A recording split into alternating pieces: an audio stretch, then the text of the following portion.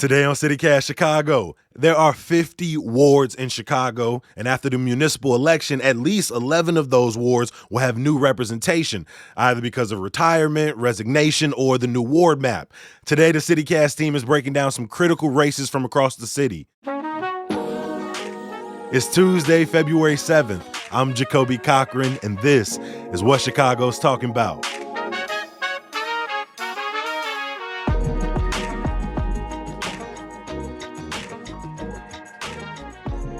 I'm sitting here with lead producer Carrie Shepard and producer Simone Alisea. What's up, my friends? Hi, good morning. Hey. It is important that we continue to have conversations about our municipal election and not just focus on the mayor's race, but the 50 city council seats that make up a large part of Chicago's governmental system. Simone, we're going to start with you up on the north side. You live in Uptown, and you've got a few wards you want to talk about. Can you break down what those wards are? Yeah, the first one I want to talk about is the 45th Ward on the far northwest side, sort of Jefferson, Portage Parks. Longtime listeners of CityCast Chicago will definitely recognize why we're talking about this. We've covered this on the show. It's a spicy ward over there. Yeah. It's a spicy ward. A lot going on. Incumbent Jim Gardner is running for a second term, but he himself is the controversy here. He's facing a couple ethics probes, a lawsuit, even sort of a federal probe into a range of allegations from harassment and intimidation to bribery even. He hasn't been charged with anything, but obviously this leaves him really, really vulnerable to challenges. It's also a changing ward. We have this younger, more diverse population that's kind of been coming in to this ward that has been kind of more traditionally white, a little more old school. He's facing 5 different challengers for this seat on the northwest side. This is a war in which, the incumbent, who usually has a sort of strong position, is facing these critical challenges a lot because of their own behavior in a changing ward. And so, Jim Gardner, what is his team and his support saying going into this election? Are they still confident that they're going to be able to pull this out? I mean, they're certainly defending his record on the issues as much as possible. What he's actually done in city council. It's also worth noting too that Gardner unseated an incumbent in 2019 when he ran, and we'll just kind of have to see if he can, he can get some of that back and win some of that back. Yeah, a lot of critical issues taking place in this ward. What does the future of transit-oriented development look like, especially with Jefferson Park being such a transit hub? How are we talking about business redevelopment? We talk about Six Corners. So we're definitely going to continue to follow all of the stories coming out of the 45th. Simone, what's the second ward that you want to talk about? So I want to bring us up a little farther north, a little east, into West Ridge to the 50th Ward. Incumbent Alderwoman Deborah Silverstein is running for a 4th term there, and she's being challenged by Muiz Bawani, who is a CPS teacher. He's originally from Pakistan, and he is backed by the CTU. Very recently, the Chicago Tribune reported he's come under fire for some tweets that he wrote in 2019 using expletives against Israel. That Twitter account had been deleted, but the Trib got copies of these tweets. And, this is a really big deal in this ward. West Ridge, traditionally home to a large Jewish population. Silverstein herself is Jewish, came out condemning these old tweets. Bawani, for his part, he apologized when the Tribune contacted him when they were reporting the story, and has apologized in Facebook statements and at a forum shortly afterward, kind of saying he regrets ever using this kind of language, and he understands why this kind of thing can hurt the Jewish community. It's an interesting ward. It's also home to a large Southeast Asian population, and Bawani's residents, he entered the race while the redistricting was happening, so really early on, and his residence was actually drawn out of the ward. He's still allowed to run because the way the rules work during redistricting years is that if you were living in the old boundary, you can still run. This was already kind of contentious in terms of what does this ward look like? Who does it represent? And I think the addition of these tweets has just added a lot more fuel, a lot more fire onto that contention. It's important to note, Silverstein as an individual who's been in city council since 2011. Is seen as maybe a more of a conservative alder person on the council. And Bawani has gotten some endorsements from CTU, progressive alders like Rosanna Rodriguez, Jeanette Taylor. Simone, what's the last ward you want to talk about? And this one seems to hit a little close to home for you. Yeah, this is affects me directly in my place of residence in my ward. I kind of just want to draw some attention to what's going on the lakefront over here. So basically, from Edgewater to Lincoln Park, all of those wards are going to see new faces or relatively new faces in city council. In the 48th, which is where I live, longtime Alderman Harry Osterman is retiring. 10 candidates running to replace him. You get into Uptown, parts of Lakeview in the 46th. James Kappelman also retiring after 3 terms. We've got 6 candidates running for that seat. In the 44th, longtime Alderman Tom Tunney is retiring. And there's actually only one candidate, Bennett Lawson, who's running unopposed there, but still going to be a new face in Lakeview. And then you get down to Lincoln Park, and in the 43rd, Timmy Knudsen was actually just appointed by Lightfoot in September. So already a new face, plus he's got 5 challengers who are vying to unseat him. So it's just kind of an interesting trend phenomenon to look at here, because as I understand, these lakefront wards were really critical in electing Lightfoot in 2019. So far, Tom Tunney, who, again, as I mentioned, is retiring, has endorsed Paul Vallis. Knudsen, has declined to endorse Lightfoot, even though she appointed him.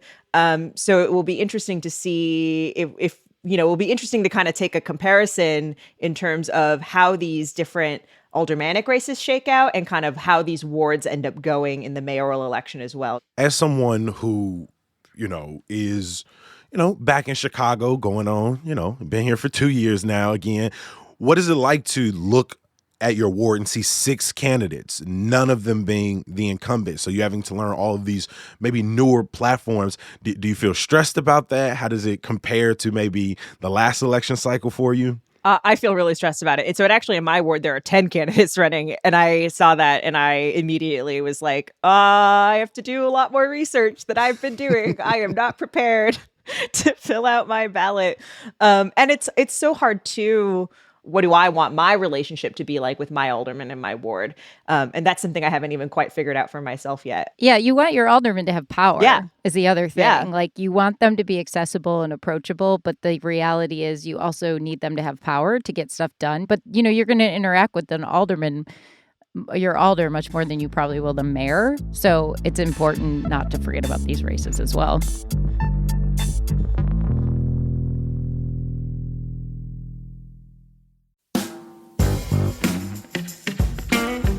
Have y'all seen these egg prices? Yeah, I'm talking about $7 a carton. And then we got rising rents on top of that. It's just too much.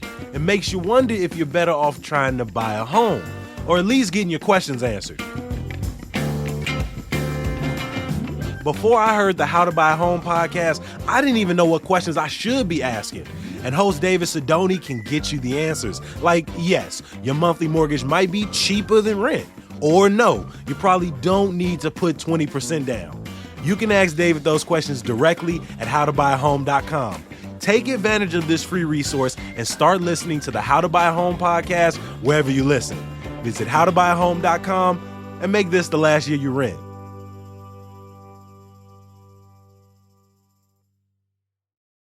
Carrie, you are a resident in Ukrainian Village, and so you're going to be covering some wards on the west side of the city. Where do you want to start?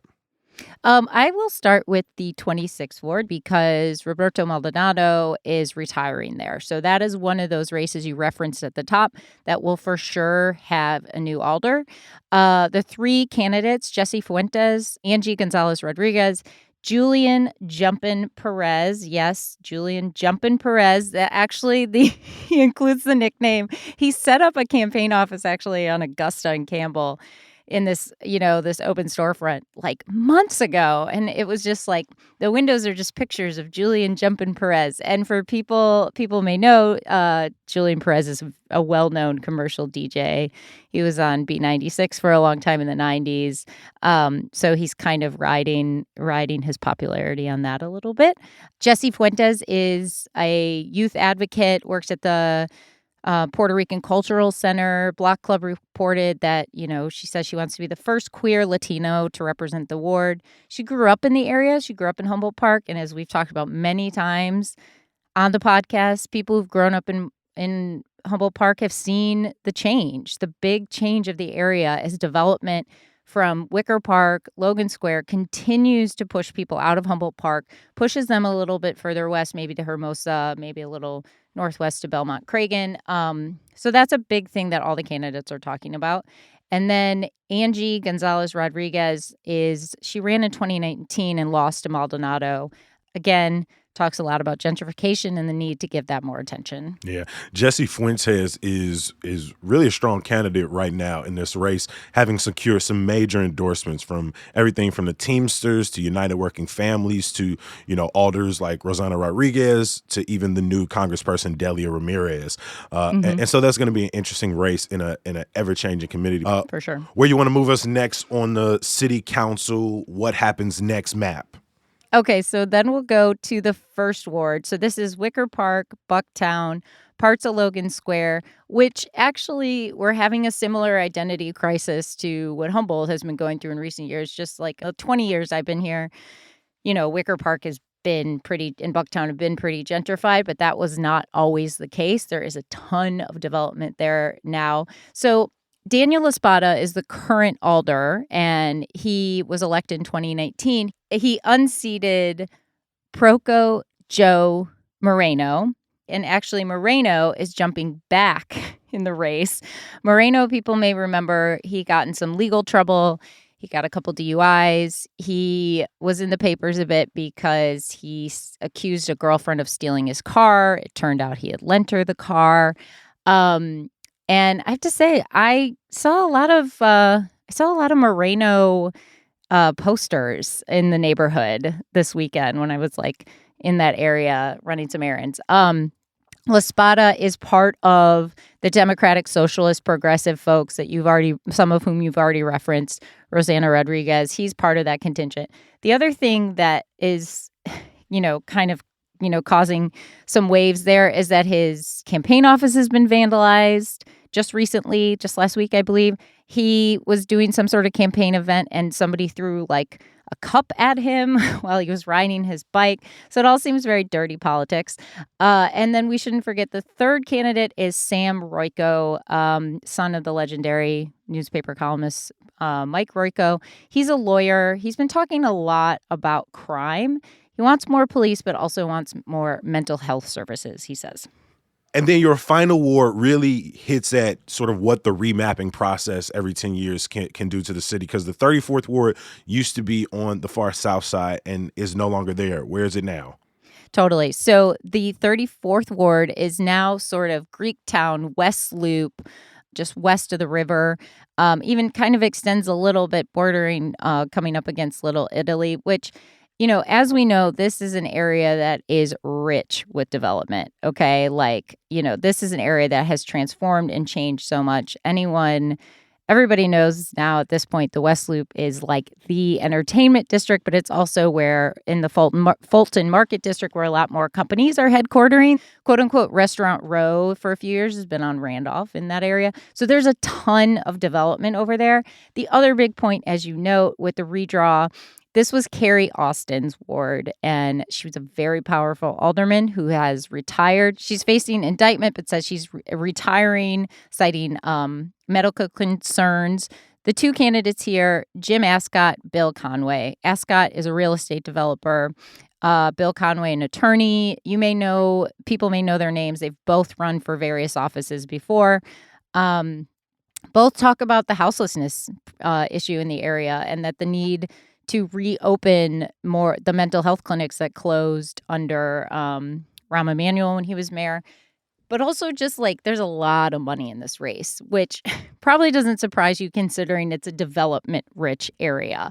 So you're going to have developers who are really going to want that alderman on their side for zoning purposes, et cetera. So this is there's been a lot of money that they've been both Bill candidates have Conway been is also receiving. the son of a billionaire. His father, William Conway Jr., is worth $3.2 billion. Worth noting. But in a race of two people, like you said, where there's plenty of money, Ascot seems to be focusing more on like that, like we talked earlier, accessibility, award services being available, bringing more development to the neighborhood. So yeah, interesting to see where that goes.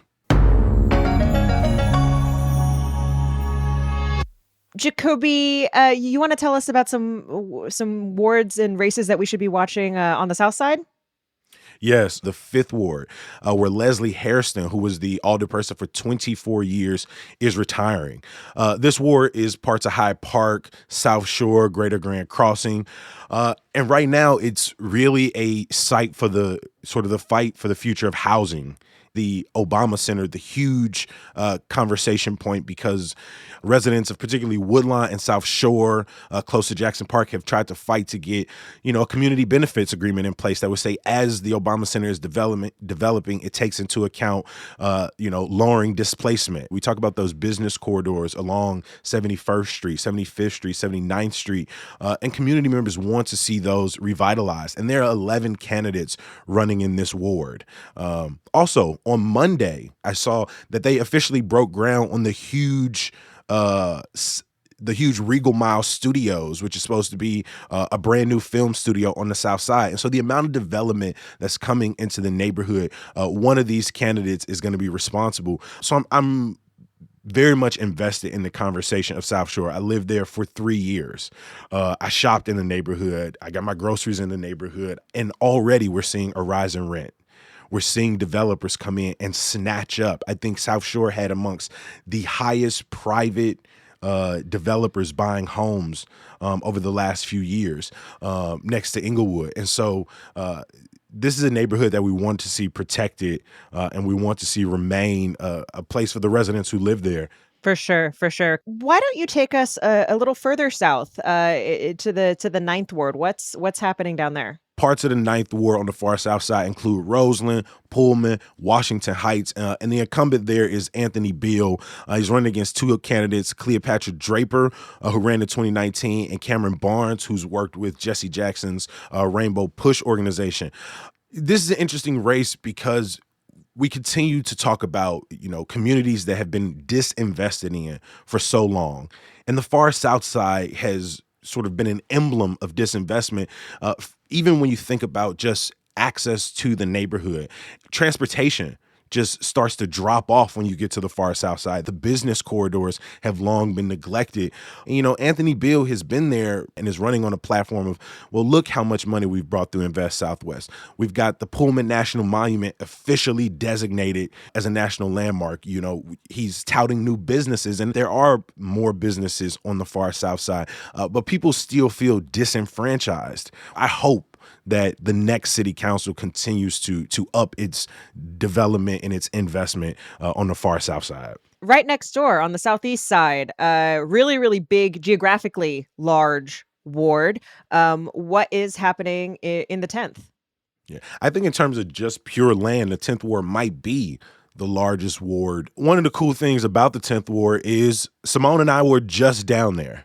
Oh, that's right. Yeah, Yes. meeting with. You're gonna hear that later this week. Yeah, at Big Marsh Park. And one of the things I found, most heartening about all of our conversations around the 10th Ward is just how amazingly enthusiastic people who live in the 10th Ward are about their neighborhood, because people don't even realize that the city goes down to 138th and Baltimore Avenue, right? The conversation around the far south side is don't go there. The conversation around the far southeast side is, what the hell is that? Right? You mean Indiana is what they say. Exactly. Yeah. And so people who live in South Deering, people who live in Hegewisch, people who live in Eastside have had Susan Garza as their alderperson, and she's one of the alder people who have decided to step down, right? And for a while was seen as a progressive candidate when they were running in their early tenure, but as environmental justice concerns sort of picked up in the neighborhood, I won't say that changed full sail, but Garza then starts having to think about, well, I need to bring more jobs to this community. So when General Iron becomes Southside Recycling and wants to move a huge, metal scrapper to the neighborhood, Garza is thinking, well, will this bring more jobs to a community in which industry and manufacturing has just been leaving for 40 and 50 years? But then you have people on the ground, and then a candidate who's running in this ward, Oscar Sanchez, people who led hunger strikes to make sure that these manufacturing behemoths weren't moved into the neighborhood. That speaks so much to the changing of that ward. Susan Sedlowski Garza is actually the daughter of a powerful steel union guy. Mm-hmm. And that is really, she came in off that labor support. And you think about the early 1900s, when industry and manufacturing was picking up and booming on the Southeast side, you saw a very strong white ethnic population. But then in the 1920s, Mexican immigrants started arriving wanting jobs in the steel mills. And by the 50s and the 60s and the 70s, it's a largely Latino population. But then you see the industry just leave the neighborhood. And when you're taking the money out of a neighborhood while already having pumped so much pollution into the neighborhood, the imbalance just starts to take hold so swift and so quickly, because then developers are slow to come to the neighborhood, right? It's hard to get new homes built into the neighborhood. It's hard to sustain business in the neighborhood when there's no money. There are 5 candidates. And so you've seen many of the candidates focusing in on trying to increase the business corridors on the Southeast side, trying to bring more development, trying to bring equitable jobs to the neighborhood. And then you have these strong environmental justice voices like Sanchez. But again, it really sits and is the story of Chicago, right? How do we rebuild neighborhoods in a way that is equitable, that is just, but also doesn't feel like it's going to take generations and generations to do, as people have already been living with decades and decades of trauma. 50 wards, and we were able to talk about at least 9 today, which really shows how difficult it is to cover this. I want to give a huge thank you to lead producer Carrie Shepard, producer Simone Alisea. For the last couple of Tuesdays and for the next few ahead, we're going to continue to be breaking down the municipal election here in our beautiful city. So I'm glad that we've been able to come together to shine a little bit of light on how this impacts us, but also our listeners. Thanks, Jacoby. Thanks. Before I let you go, a little bit of news, y'all. Chicagoans who didn't get a COVID-19 stimulus can apply for a one-time $500 cash payment. Now, this round of funds is geared towards adult caretakers, domestic workers, and people who are undocumented. While the Grammys failed to show Chicago any love in the 50th anniversary celebration of hip-hop, legendary artist, poet, and Southside native Jay Ivey took home the first ever Grammy for spoken word poetry album. This is your last week to see The Ripple, the wave that carried me home at the Goodman. I saw it a couple weeks ago, and it's a great piece of art, y'all, about a family's efforts over generations to bring public swimming to black folks in Kansas. It also stars Ronald Connor, who you may remember playing Bluto in Southside. And some good news to get you through. Today's news comes from Haley.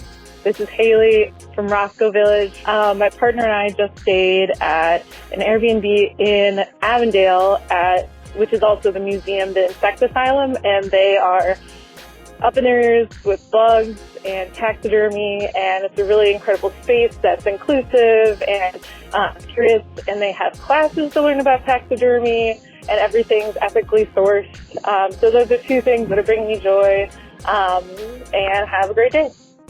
Remember, we want to hear your good news, but also your best and worst dating stories. Leave us a voicemail at 773-780-0246. As always, we appreciate you for listening. Tomorrow, we're going to be sitting down with our friends from the new podcast, Shoes Off, a Sexy Asians podcast. Talk to you tomorrow. Peace.